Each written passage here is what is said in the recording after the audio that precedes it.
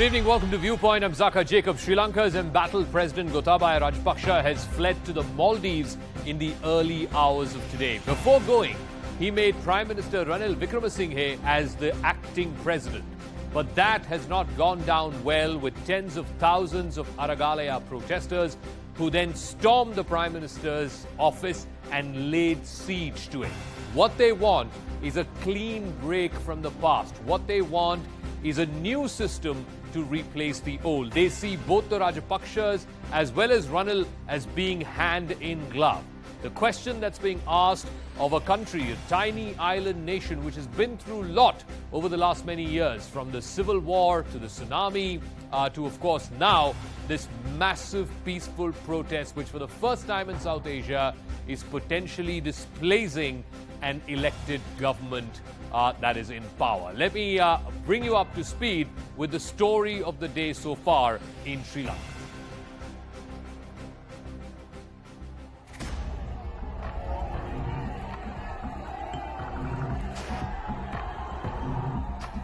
It was always expected to be a day full of chaos in the history of the island nation, with President Gotabaya all set to resign officially.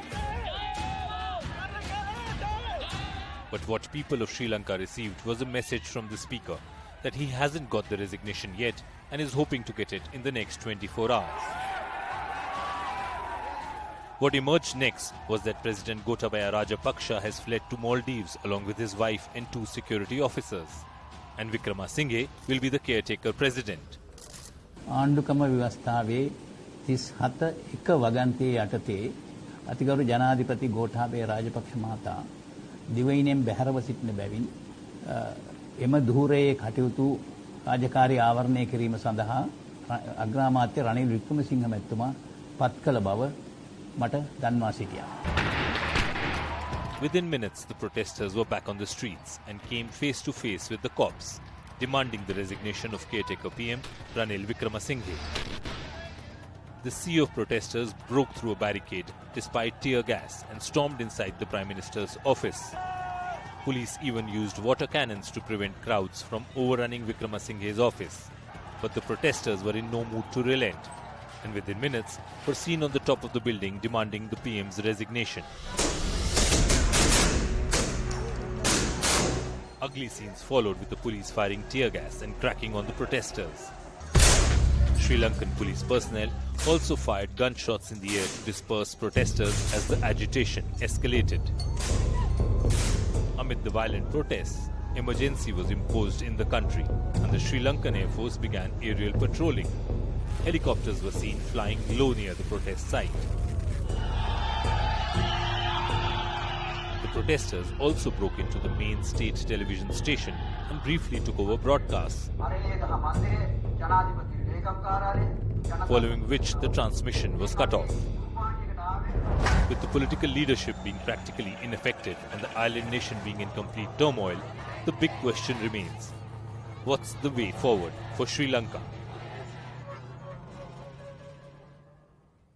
What we're going to do right now is to take you through the 5 most defining images that have come out of the island nation just in the last 6 to 8 hours. First, the moment when tens of thousands of these Aragalaya peaceful protesters, they stormed into the Prime Minister's office. You can see them occupying that entire building, including from the balcony that overlooks the beautiful Gulf face, as it were.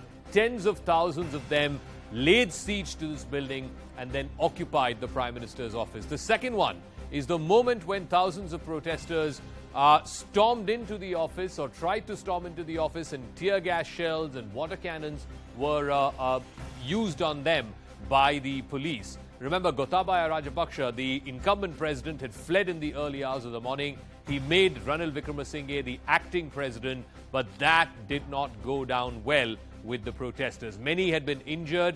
Like I said, water cannons and tear gas being used against them. Remember, they've been protesting for months now. Also, the third visual that we got, police using tear gas, trying to disperse the crowds, disperse the protesters. The revolt closes in now on the 100-day mark. All of these were images from around noon to 1 o'clock outside the official the office of the Prime Minister, as it were. Also, visual number 4 that we're going to bring up, what you see is Rupavaini, the Sri Lankan state television, the national television network, going off air. It suspended both live as well as recorded broadcasts after protesters surrounded the premises of the building. The state-run ITN also went off air because one of the protesters managed to get on air and speak to the people, speak to the nation. And finally, the 5th visual of the day, the visual of Air Force choppers, Sri Lanka Air Force choppers flying very dangerously low over the protest site right outside the presidential secretariat in Colombo. Remember, Sri Lanka's Prime Minister Ranil Wickremesinghe has told the army to do whatever it takes to control the situation. And right now, even as we speak, I want to go across to Purnima Murli, my colleague who's joining us live from these Aragalia protests. I believe the Speaker, Mr. Yappa Abeyewardena, has called for an all-party meeting. What is expected to come out of this all-party meeting, and whatever the result of that meeting, will it be acceptable to the protesters? What is the bare minimum that they see as acceptable to them?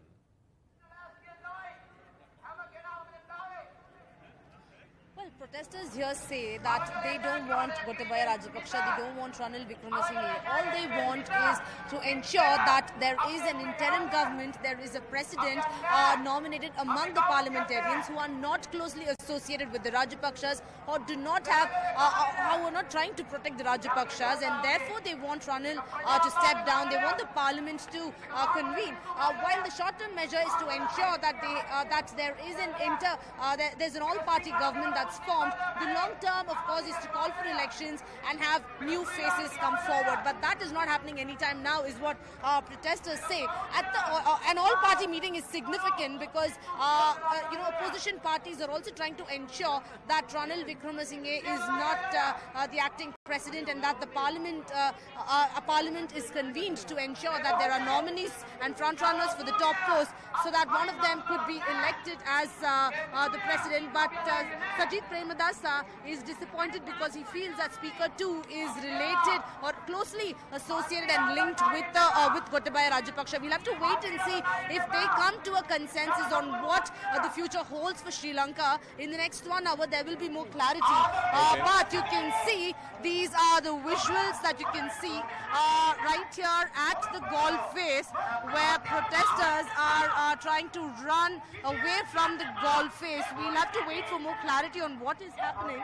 But, are you okay with the other parliamentarians, the opposition parties trying to form the government in the interim? And Actually, I am not happy with all, the 98% people, but there is a... I am believing this Andhra Kumara Disanayaka will do something. He has the ability and power. Till President Gotabaya Rajapaksa, till Ranil Wickremesinghe, the acting president, till both resign, will protests here continue? Yeah, definitely. We will protest until both of them resigning, both of them. Until then, we have to be here. The Speaker has now called for an all-party meeting. Is it time for all the parties to come forward and ensure that they form an interim government? Is that something that you would be okay with, the protesters here? Yeah, the situation is really for this one. All parties get together and do something to eradicate this problem. Because still not Rajapaksas resigned from this post. And we are waiting, all parties get together and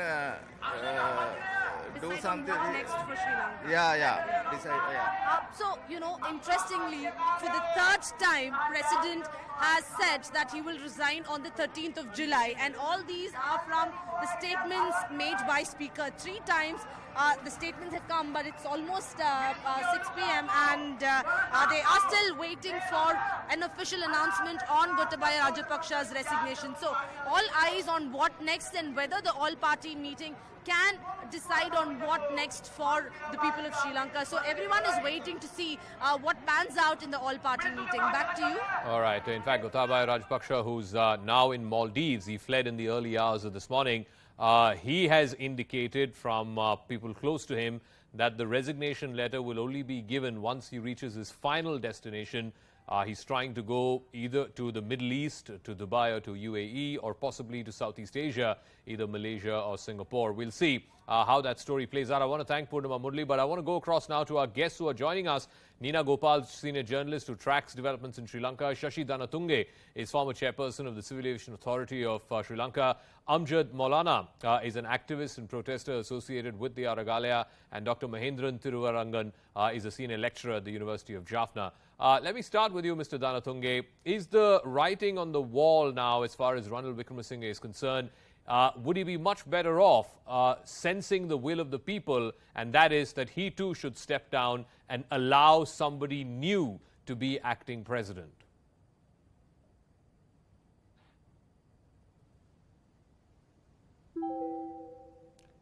You may have to unmute yourself, Mr. Dhanatunge.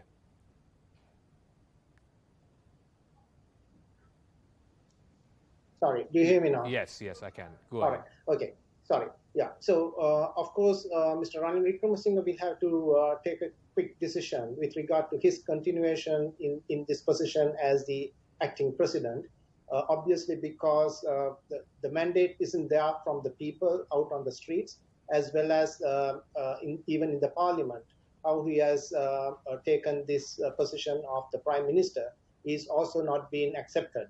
Because as per the constitution, it's very clear, it says, when you are appointing a prime minister, it has to be a person who will be accepted by majority of the people in the parliament, which was not the case in his case of appointment as well.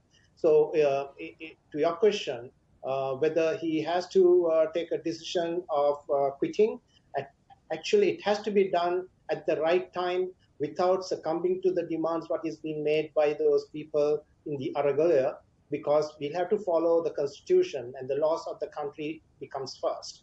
And we cannot allow the country to be in a situation where there are no heads of state or prime minister.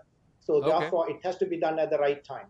Let me ask Amjad Maulana, your protest at the Aragalaya began as, Gota Gogama, which means Gota needs to go home. And then, of course, it extended to the wider Rajapaksa clan, who was seen as the faces of the problem, the folks who got Sri Lanka to this political and economic mess that it finds itself in today. But why are the protesters today angry against Ranil Wickremesinghe as well? Because they laid siege to his office, so much so there is now emergency. He's apparently told the military to do whatever it takes to get the situation under control. Aren't the protesters also worried about allowing the country to descend into anarchy? Absolutely. I mean, at the end of the day, the goal here is to actually build a better country for all of us. And the protesters are very aware of that, and that is our primary objective. The reason why we started this struggle was because of the harsh suffering and oppression that we had faced by the leaders of this country. Obviously, a lot of that power was centered around the Rajapaksas, particularly with Gotabaya Rajapaksa and his brother Mahinda and so on and so forth. However, in the last few months, when Ranil Wickremesinghe also assumed the role of prime minister, and as Mr. Dhanatunge also alluded to, he did come in somewhat through the back door. He was not elected to parliament, and he does not command a confidence in parliament. So we did see that the measures that he took after coming into the role of prime minister was very much to protect the Rajapaksas. The Rajapaksa brothers, their family, and so on and so forth, up until the very last minute, up until early this morning. It was pretty obvious that Ranil Wickremesinghe was the one behind the scenes directing the entire operation and ensuring that Gotabaya Rajapaksa had a safe exit from the country. On top of that, on July 9th, it was made very clear by Ranil Wickremesinghe in a tweet that he put out that he too will be stepping down as prime minister, in keeping with the mandate of the people, in keeping with the mandate of the protest. I want to disagree with what Mr. Dhanatunge said. The Constitution does have provisions in the event. We have the order of succession. If the Prime Minister resigns prior to the resignation of the President, then it passes on to the Speaker of Parliament. And that was the agreed upon structure that was publicized at that point in time. So when we saw that Ranil Wickremesinghe had gone ahead and become the acting president by appointment by Gotabaya Rajapaksa, it created a lot of confusion and a lot of fury that these were all political games that we've been facing all this time, and which is the reason why these protests escalated to this level. Okay, I also want to go across to Neena Gopal. So what happens now, Neena Gopal, because who may be acceptable to the protesters as an interim face, as the interim president of this country, to try and A, negotiate with the IMF for further bailout, etc., and also B, lay the groundwork for elections, because ultimately this political vacuum, this political crisis can only be settled by the people through a democratic election. Well, I believe that there is talk about interim government being put in place by the 20th of July, either by appointment, because I suppose the speaker will have to take over, because if Ranil is as unpopular as he is and he realizes that he's taken things too far, he will have to back out. And the other issue basically is that you have elected representatives in parliament, like Sajat Premadasa and other people. He is the head of, the other large party. I mean, not the SLPP, but the SJP, which has 50 members. And so if they can have some kind of an agreement between the SLPP and the SJP and, other groups, and maybe bring in, you have the civil society, which has been up in arms, which is out there, the middle class, which is now more and more tending towards, it's the actual catalyst for all of this are the groups that actually sat on Golface and refused to allow this government to function. I think from there will emerge probably a leader.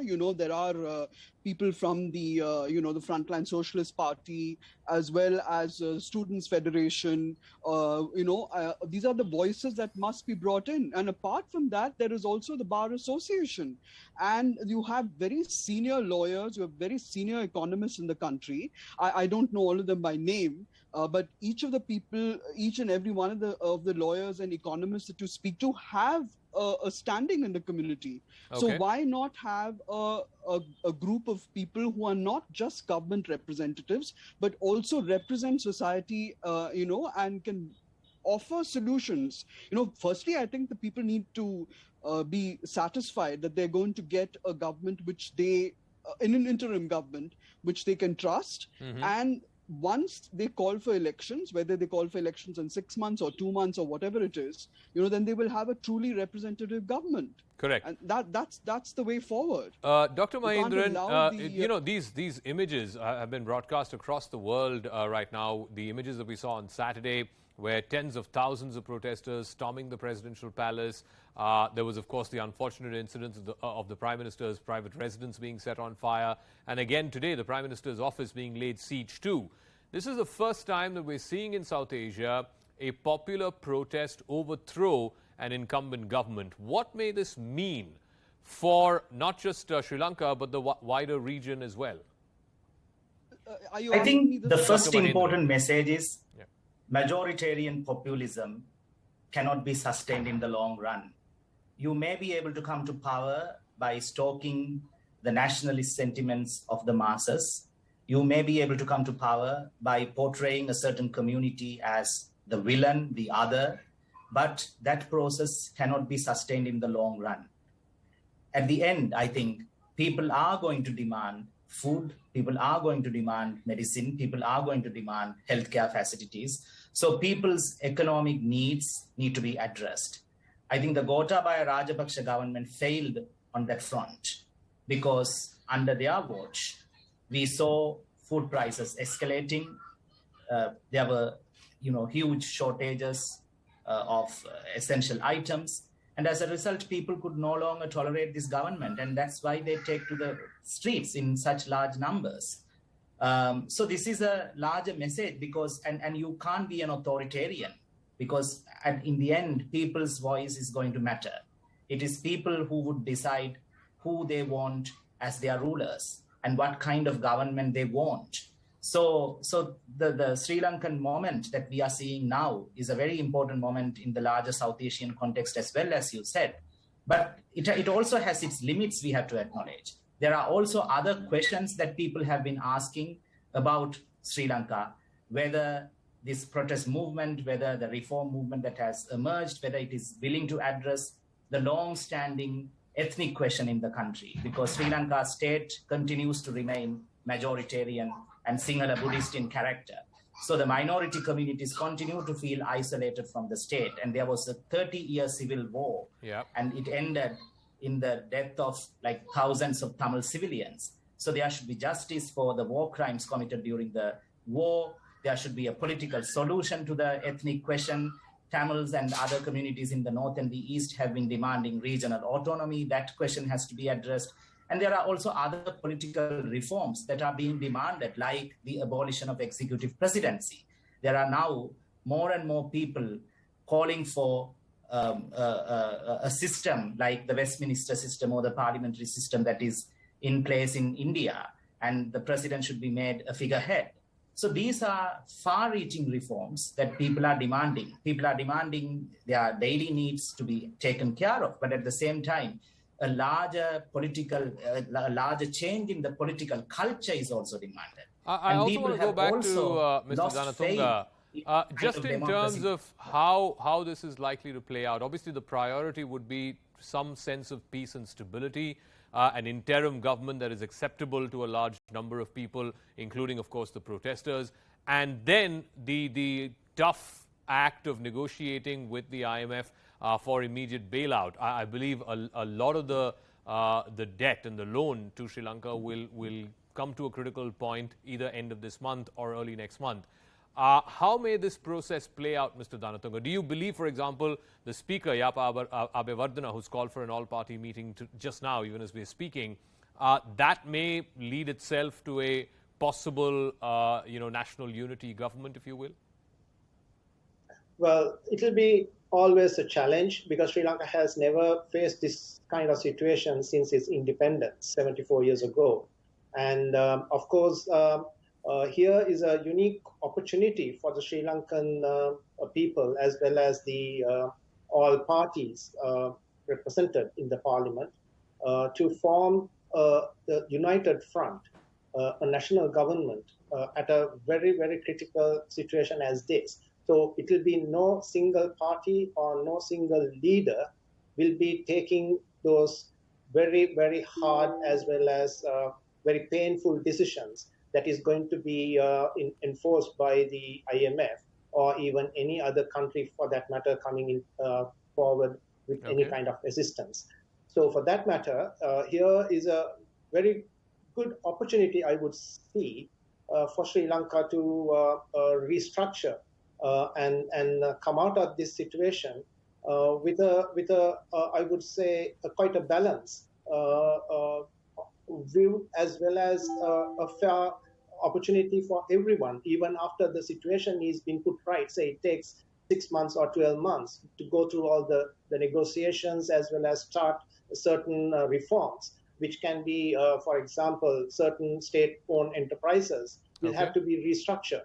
So some probably some of the staff needs to be cut down, and some other wastage and some other payments have to be dropped. And those are going to hurt any single party if it is going to be done by. But here is a situation where they can do it together and take the responsibility, because the country has led to a point where we are not going to easily come out. It will be a long way and a painful path that we will have to go through. Okay, I want to go back to Amjad Maulana. The question that's being asked is, who may be an acceptable face amongst the protesters, cutting across, sections of society who may have support and value? There are lawyers, there are activists, there are student union folks there as well.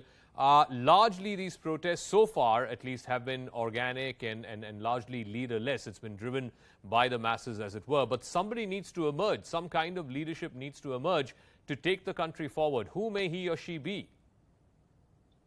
Well, it's hard to say at this point in time. As you said, this has largely been a people's protest, and it's been organized that way. And that's why it's been so successful, because obviously there have been certain political elements that try to infiltrate the protest, but largely it's been handled by the public. You see it in every neighborhood and every street corner. But obviously, with respect to everything, with respect to Sri Lankan history and where we need to move forward, obviously we need a change in leadership.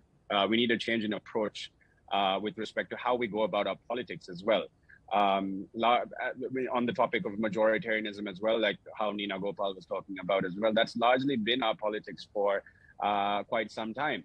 So it's imperative that we have a leadership. Either it's one person, one individual, or a new collective of individuals, or a political party that has the right ideologies that is basically looking at a progressive form of leadership that would enact the reforms that we need to actually, with respect to getting our economy back on track and even our social order back on track. Because this current government and the Rajapaksas in itself came to power pandering ethnocentrism and majoritarianism, which needs to, and this protest has been largely a united protest, irrespective of caste, race, religion, and so on and so forth. So it's imperative that we move this forward into the political ecosystem and drive that forward. And it's also important to take into note that there's been a lot of youth that have been involved in this protest. Yes. And that has been promising, because the outlook of the youth have been largely towards a more progressive, united Sri Lanka.